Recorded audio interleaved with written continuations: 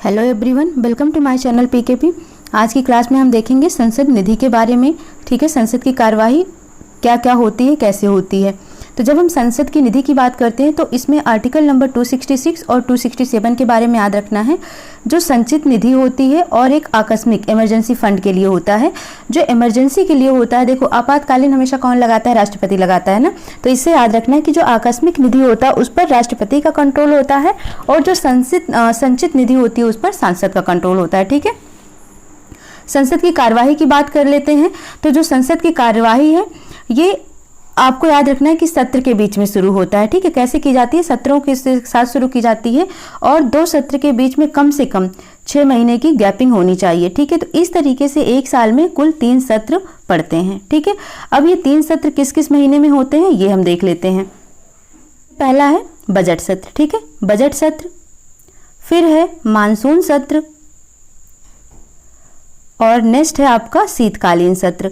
ठीक है, इस तरीके से एक साल में 3 तरीके के सत्र पड़ते हैं। ठीक है, बजट सत्र, मानसून सत्र और शीतकालीन सत्र। ठीक है, तो अगर हम बजट सत्र की बात करते हैं तो ये किस मंथ में फॉल होता है, किस मंथ में आता है, फरवरी मार्च में। ठीक है, और जुलाई की अगर मानसून सत्र की बात करते हैं तो ये जुलाई अगस्त में आता है और शीतकालीन सत्र जो होता है वो नवंबर और दिसंबर के लिए होता है। ठीक है, इसके बाद आपको क्या देखना है, साल के पहले सत्र की शुरुआत राष्ट्रपति के भाषण से होती है। ठीक है, राष्ट्रपति स्पीच देते हैं प्रेसिडेंट और तब साल के पहले सत्र की शुरुआत होती है।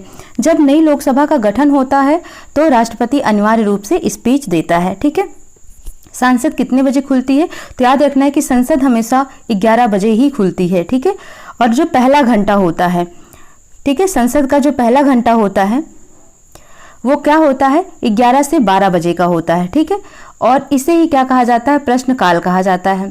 ठीक है, और जो दूसरा घंटा होता है वो 12 से 1 बजे का होता है, जिसे क्या कहते हैं, शून्यकाल कहते हैं। तो दोनों ही याद रखना, प्रश्नकाल और शून्यकाल। ठीक है, पहला घंटा 11 से 12 बजे प्रश्नकाल कहा जाता है, दूसरा घंटा 12 से 1 बजे को शून्यकाल कहा जाता है। अब ये जो प्रश्नकाल है ये किसकी देन है, तो ये ब्रिटेन की देन है। ठीक है, यह ब्रिटेन की देन है। और जो प्रश्नकाल है, प्रश्नकाल का कोई भी एमपी मंत्री से प्रश्न पूछ सकता है इसमें। और प्रश्न कैसे होंगे, प्रश्न 2 प्रकार के होते हैं। कौन कौन से हो सकते हैं, एक होता है तारांकित प्रश्न और दूसरा होता है अतारांकित प्रश्न। ठीक है, तो अगर हम तारांकित प्रश्न की बात करते हैं तो इन्हें क्या कहा जाता है, ओरल कहा जाता है, ओरल क्वेश्चनिंग। ठीक है, नॉर्मली आप खड़े होकर क्वेश्चन पूछ लो, मौखिक प्रश्न जिसे कहते हैं। इनका जवाब देने के लिए मंत्री को खुद आना पड़ेगा। ठीक है, जो तारांकित प्रश्न होते हैं आप इसको ओरली पूछो और मंत्री को आना पड़ेगा इसका जवाब देने के लिए।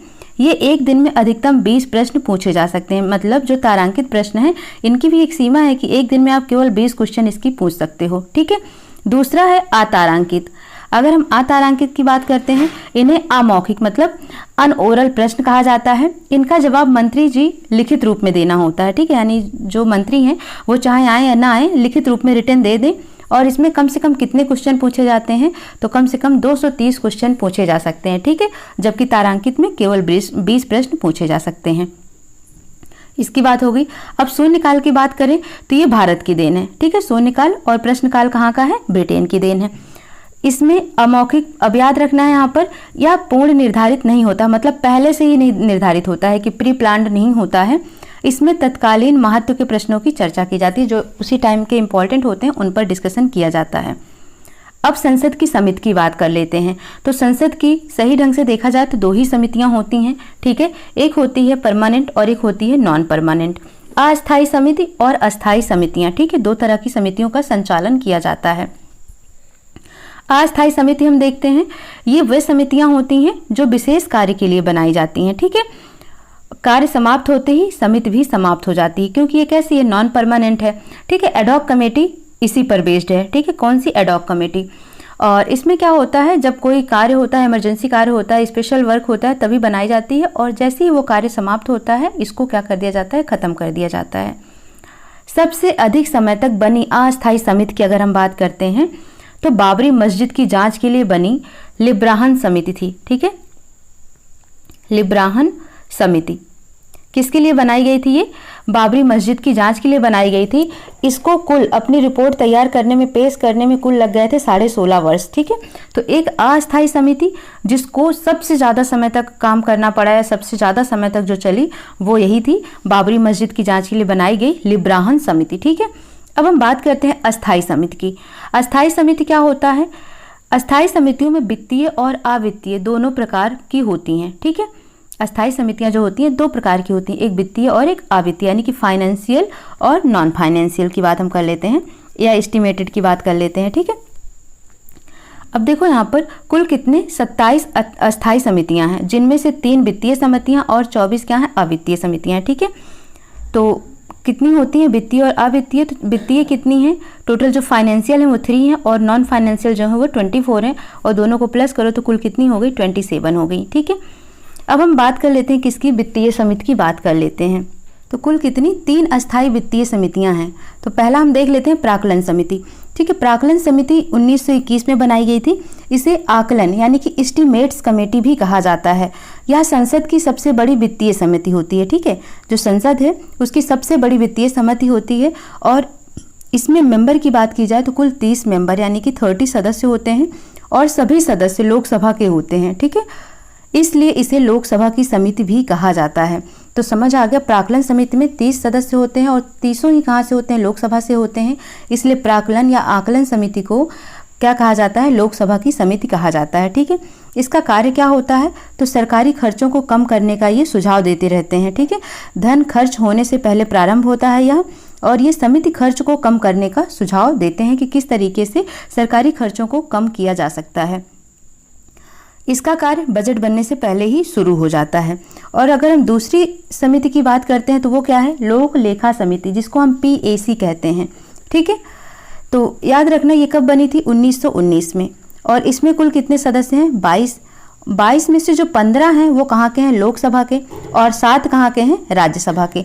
ठीक है, तो 22 में से 15 कहाँ के? लोकसभा के, और 7 कहाँ हैं? राज्यसभा के हैं। इस समिति को संयुक्त संसद समिति भी कहते हैं। क्या कहते हैं? संयुक्त संसद समिति कहते हैं। क्यों कहते हैं? क्योंकि ये संयुक्त है, लोकसभा और राज्यसभा दोनों को मिलाकर बनाया गया है। और इसी समिति को संसद की जुड़वा बहन भी कहा जाता है, PAC को। क्यों?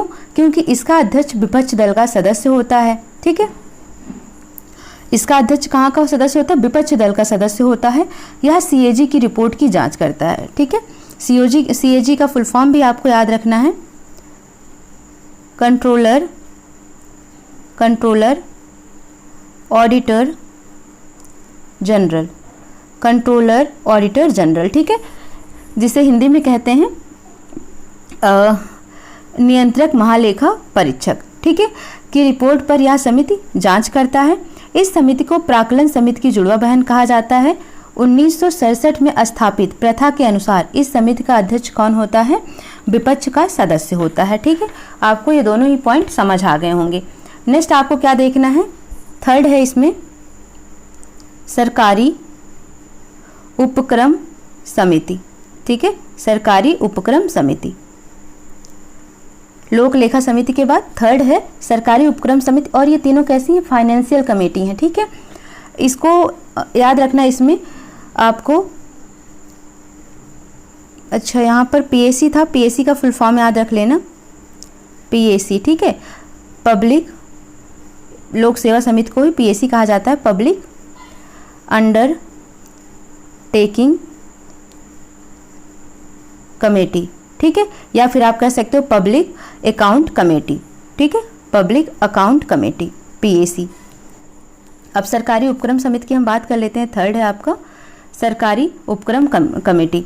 यह समिति सार्वजनिक उद्योग के क्षेत्रों का लेखा परीक्षण करती है। ठीक है, किसका? पब्लिक जो इंडस्ट्रीज होते हैं, सार्वजनिक उद्योग, उनका जो लेखा परीक्षण होता है उसको ये करती है।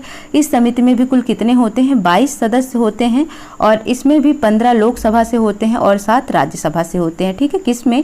सरकारी उपक्रम समिति में। तो इतना आपको समझ आ गया होगा।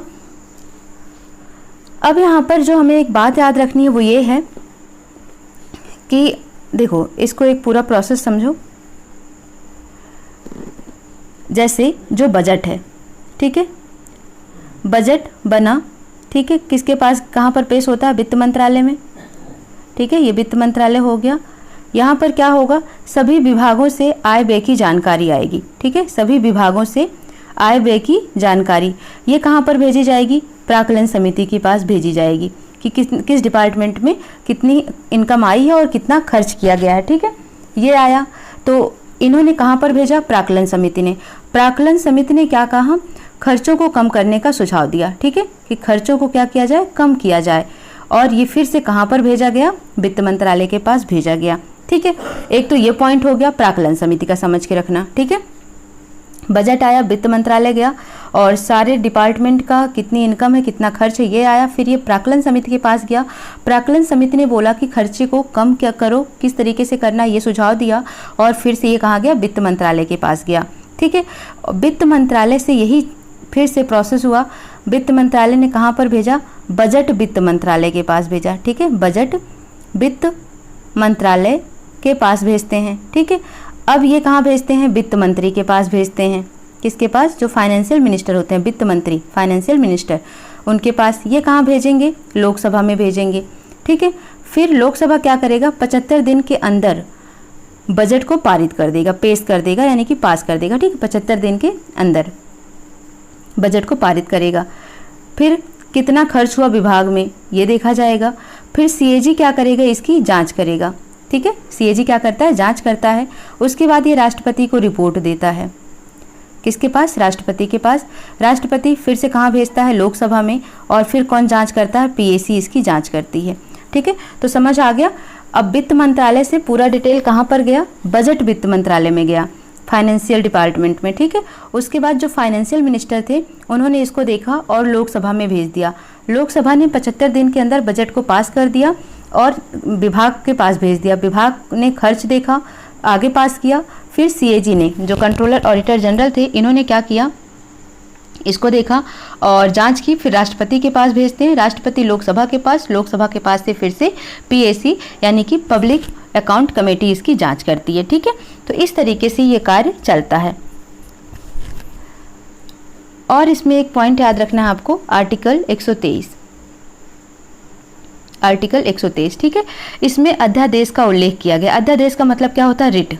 ठीक है, आर्टिकल 123 में अध्यादेश का उल्लेख किया गया है। अध्यादेश मतलब रिट, जब संसद का सत्र ना चल रहा हो। ठीक है, जैसे कि मैंने आपको 3 सत्र बताए, बजट सत्र, मानसून सत्र और शीतकालीन। ठीक है, तो जब ये सत्र ना चल रहे होते हैं तो देश के लिए कानून बनाना जरूरी हो जाए अगर, तो राष्ट्रपति क्या करता है, अध्यादेश यानी कि रिट जारी करता है। ठीक है, यह अध्यादेश उसी प्रकार से कार्य करेगा जिस प्रकार से संसद द्वारा बनाया गया कानून कार्य करता है। ठीक है, ये रिट उसी तरीके से वर्क करेगा जैसे पार्लियामेंट बनाती है।